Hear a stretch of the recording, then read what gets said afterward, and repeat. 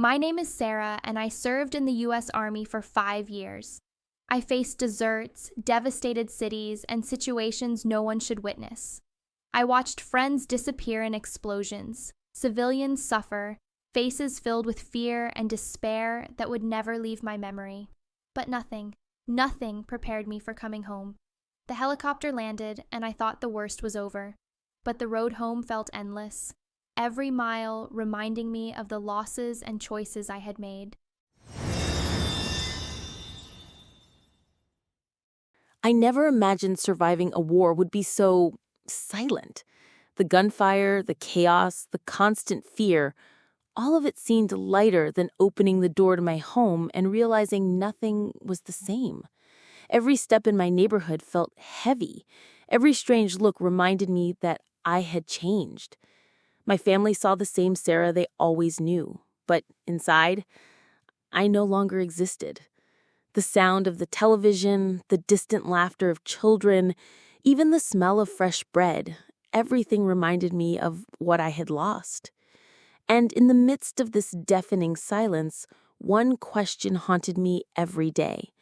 Can I still find myself again after everything? How can someone come home whole when the war has already destroyed parts of you don't even recognize? My name is Sarah, and I served in the U.S. Army for 5 years. I faced deserts, devastated cities, and situations no one should witness. I watched friends disappear in explosions, civilians suffer, faces filled with fear and despair that would never leave my memory.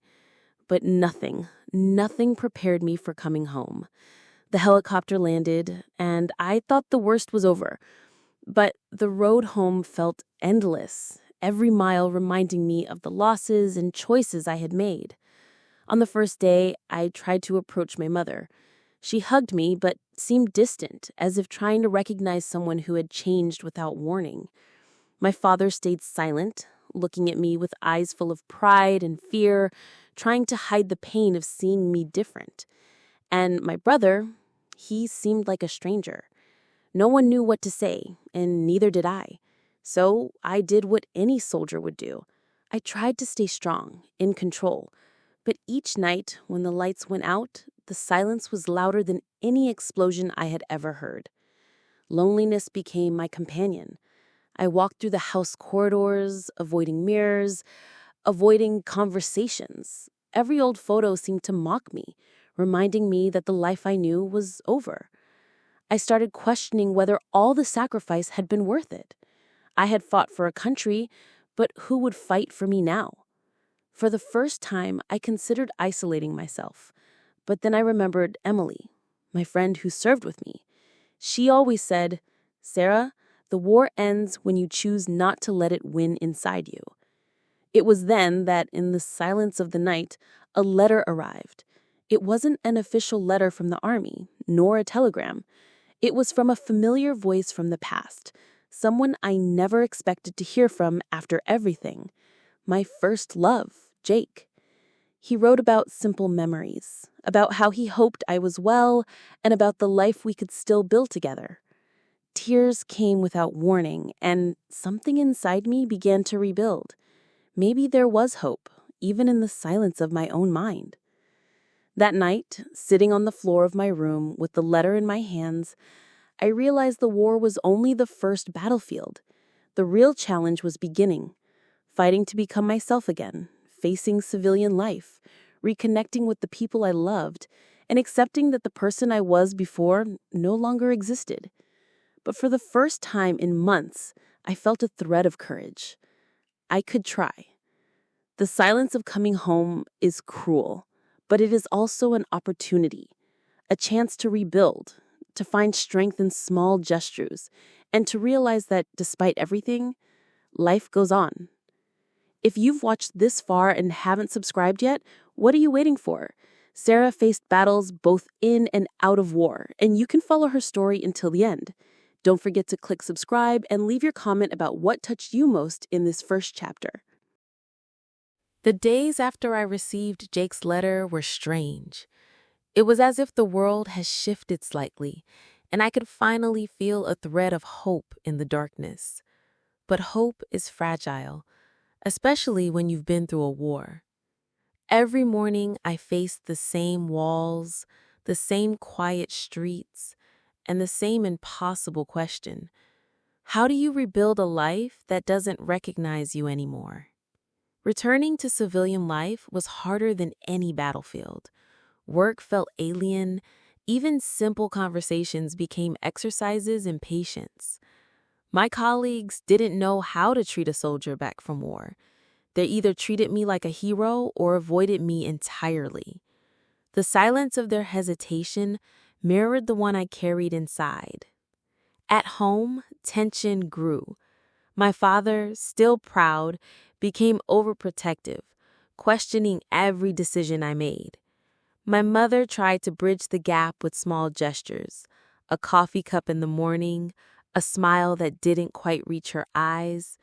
But even love felt complicated. My brother avoided me, as if admitting I had changed would break something essential in his world. One afternoon, as I walked through the local park, I saw familiar faces from my past. Neighbors, old friends, even a boy I once dated before the army. Their eyes held questions, unspoken assumptions, and whispers of the life I had left behind. I realized that while I survived the war, society had moved on without me. I was a stranger in the world I once knew. And then came the unexpected. A letter arrived, not from Jake, but from someone even more unexpected. My old commanding officer, Lieutenant Daniels. His note was cryptic, mentioning unfinished business and a choice that could change everything. I didn't know whether to feel fear or excitement. The words reopened old wounds, but also stirred a strange curiosity. Could the army still call me back?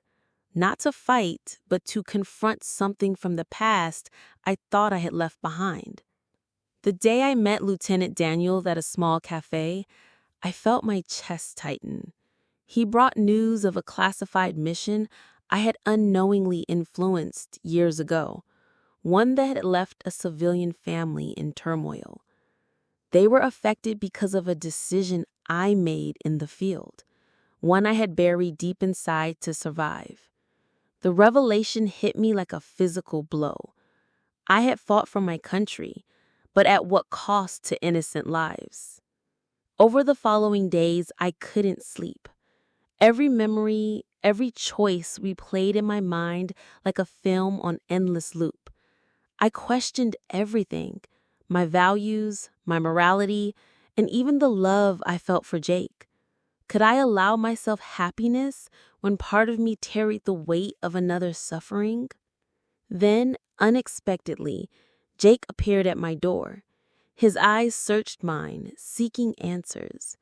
"Sarah," he said softly, "I don't know what you've gone through, but I want to be part of the life you're rebuilding. Let me help." My heart raced, torn between the past, my trauma, and the possibility of a future. Could love survive after witnessing the worst of humanity? Could I forgive myself enough to allow it? The turning point came when I decided to visit the affected family.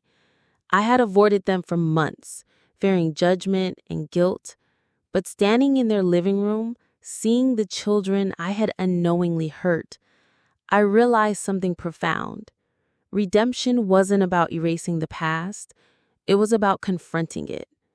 Tears fell, apologies were exchanged, and slowly a sense of closure began to form. For the first time, I felt a piece of myself return. Life after war is never simple. The battles continue inside, in quiet moments, and the echoes of decisions you cannot undo. But facing the truth, seeking forgiveness, and allowing love back into your life are the first steps towards reclaiming what was lost. Courage is not only about surviving the battlefield, it's about surviving yourself. If you're watching and haven't subscribed yet, think about this. Sarah faced her darkest fears and confronted the consequences of her past. Don't just watch her story, be part of it. Subscribe now, leave a comment about what moved you the most in this chapter, and follow Sarah's journey as it unfolds. I thought facing the past would bring closure, but life had one more battle waiting for me. Just when I believed I was reclaiming who I was, an unexpected knock at my door shattered that fragile sense of peace. Every heartbeat raced. Every memory of war and loss surged back. Could I handle another confrontation? Could I survive the emotional battlefield waiting for me at home?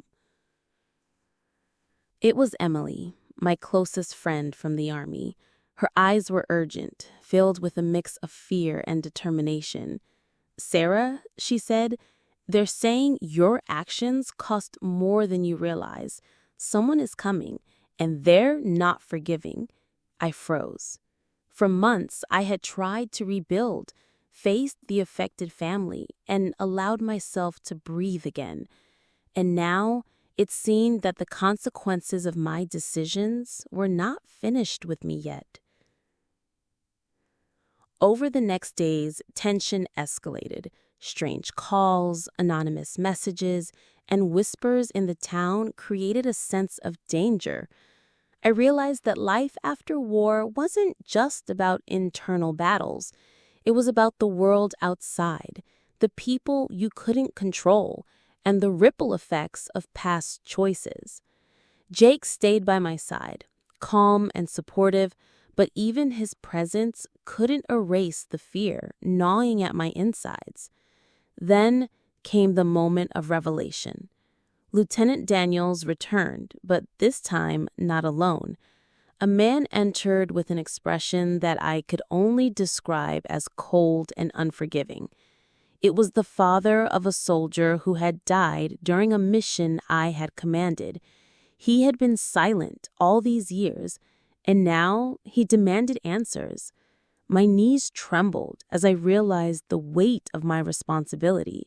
My choices had directly affected someone's life, and he had waited for me to face them. I tried to explain, to justify, to tell him the truth about orders, survival, and the chaos of war, but words failed. His grief was raw, his anger palpable. It was a confrontation unlike any battlefield I had been on, and in that moment, I understood the real meaning of courage. Not running, not hiding, but standing, facing the truth, and taking responsibility. Then a voice interrupted the tension. Emily. She shared evidence proving that the accident had not been entirely my fault, that multiple errors had compounded into the tragedy. Slowly, the man's expression softened, a mix of sorrow and reluctant understanding. The weight of guilt I had carried for years began to lift, replaced by a tentative sense of redemption. After that confrontation, I returned home, exhausted but alive in a way I hadn't felt in years. Jake held my hand and we walked through the house together. No words needed. The shadows of the past remained, but for the first time, they didn't control me. I had survived not only the war abroad, but the battles at home, the conflicts with family, the judgments of others, and my own inner demons. That night, I allowed myself to cry, to laugh, and to hope. Life after war is a series of battles. Some fought in the open, some fought in silence. The hardest ones are the ones inside, against guilt, fear, and regret. But facing them, owning your mistakes, and embracing love and support from those who care is the path to true freedom. Courage isn't only about surviving the battlefield, it's about surviving yourself and finding a way to live fully again.